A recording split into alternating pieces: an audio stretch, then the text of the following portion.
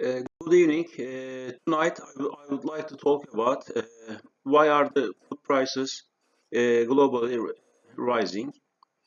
Projections now show the world is not on the track to achieve Sustainable Development Goals number 2, zero hunger by the year 2030. Despite some progress, most indicators are also not on track to meet these global nutrition targets. The food security and nutrition status of the most vulnerable population groups is likely to deteriorate further due to the health and socio-economic impacts of the COVID-19 pandemic.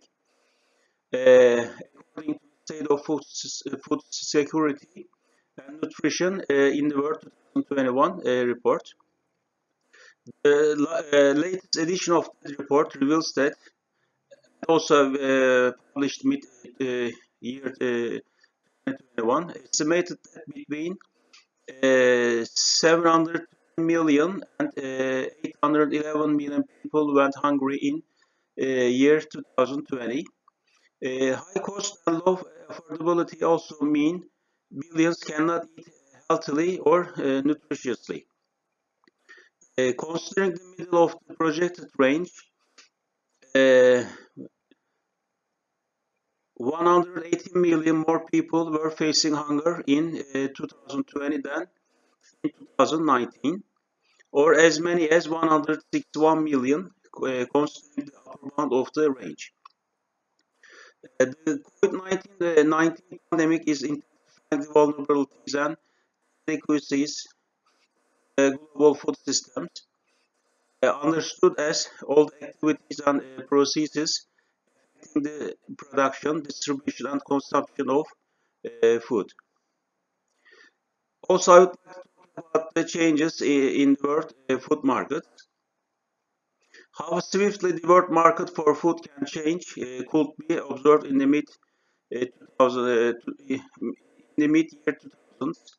For 2 decades leading up to the millennium, global demand for food has increased steadily, along with growth in the world's population, record harvests, new technologies, improvements in incomes, and the diversification of the diets.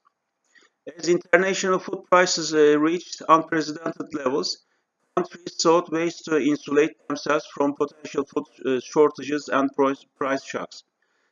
Several food exporting countries imposed export restrictions because of these problems.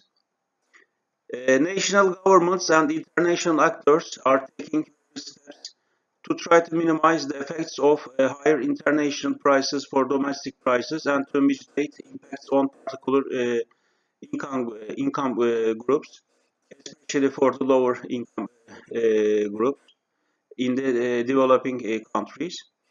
Some of these actions are likely to help stabilize and reduce food prices, whereas others may help certain disadvantaged groups at the expense of others, or actually make food prices more volatile in the long run and seriously distort the trade of the trade. World food prices hit a record high in February 2022, led by a surge in vegetable oils and dairy products, to post